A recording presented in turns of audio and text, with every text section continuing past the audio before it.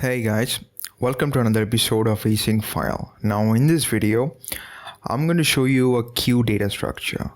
Now I'm thinking of creating a playlist about data structures, and I've already made a video on stacks. If you have not watched that, you can watch that. It would be somewhere in the cards. And now in this video, I'm going to talk about the queue data structure. So what is a queue data structure? Now, queue data structure is a FIFO structure. So the first in, first out. So the first element to be inserted inside the list would be the first element to be deleted from the list. So as you can see, there are front and the back that will point to the first element inside the list and the very last element inside the list. Now, since queue is a FIFO structure, so the deletion would happen from the front end of the list, and enqueue, which is the insertion, would happen at the very rear end of the list. Now, actually, what does the list consist of? The list consists of nodes, and the nodes has two parts. One is the data part, and the data part can contain anything, any value like integer, float, boolean, anything.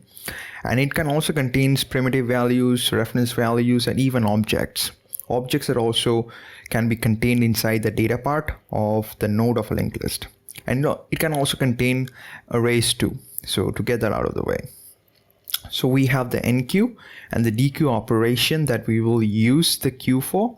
And we would also have another method inside the queue class that would be the peek front that will give us the data of the front element that is pointing to.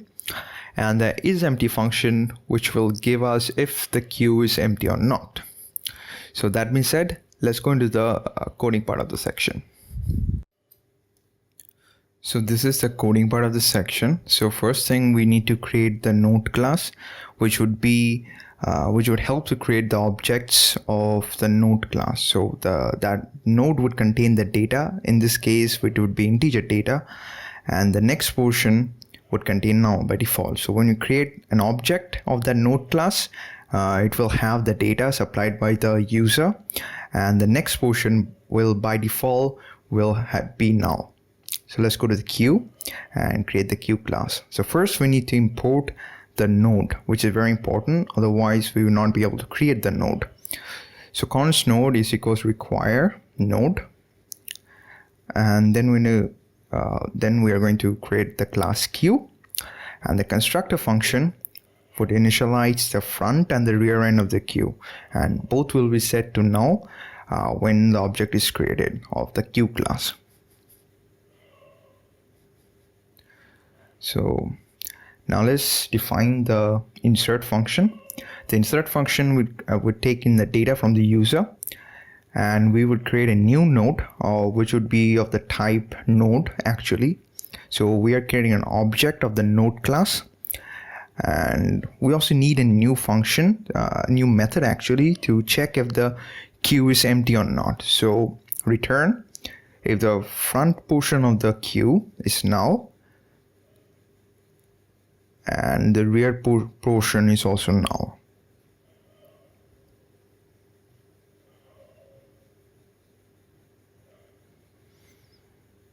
So let's go to the insert method and write the remaining code.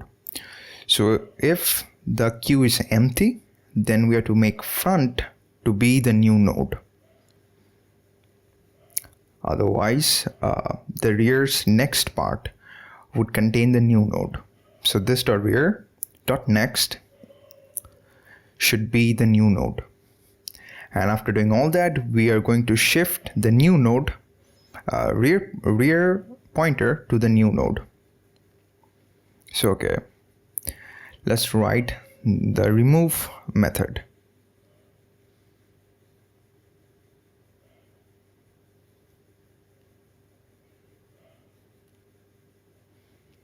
So remove. So if the queue is empty, so we are going to check if the queue is empty or not. If it is empty, there is no element to remove, so it's simply going to return.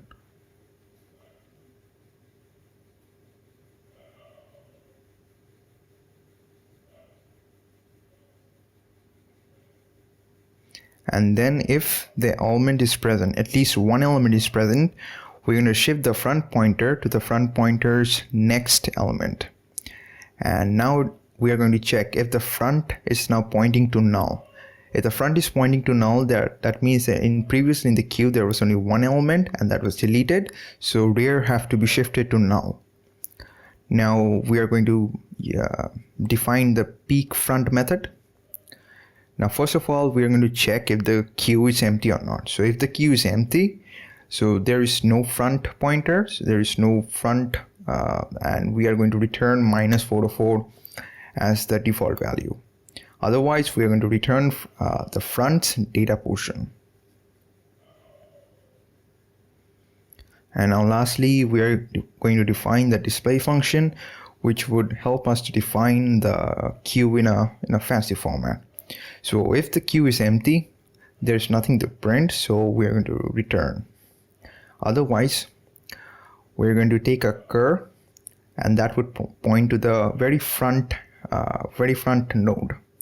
Now we are going to traverse using the while loop to the very last, which is the rear portion. So when the cur hits the rear pointer, is going to stop.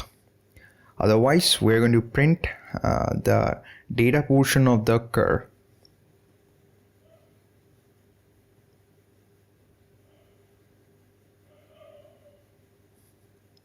So this cur.data. And after that, we have to shift cur to the next pointer.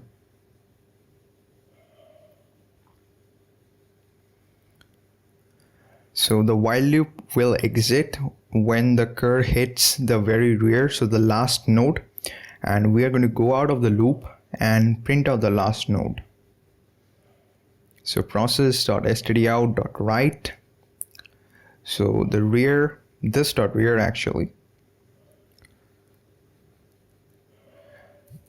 dot data, and that would be the rear, and a /n.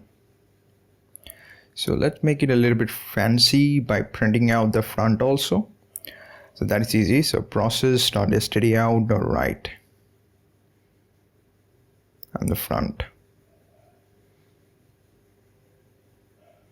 There we go. Let's write out the driver code to check if our queue class is working or not. So const queue is equals to new queue. That will create a new object of queue.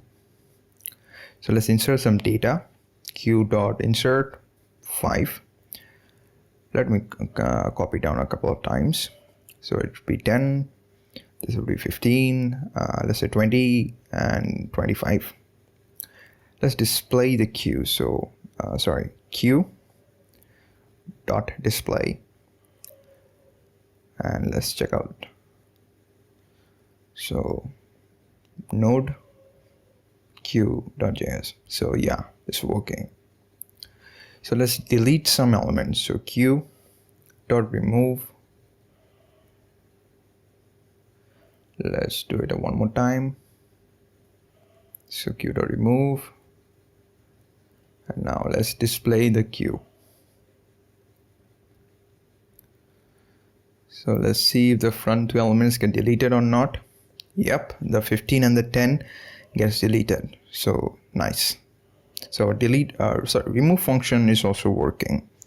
So let's see if the peek front function is working or not. So queue dot peek front is in the front. So let's check that out. Node queue.js. So yeah, it's working. Perfect. And this is the code, guys. I hope you like it. See you in my next video. Up till then, take care. Bye bye.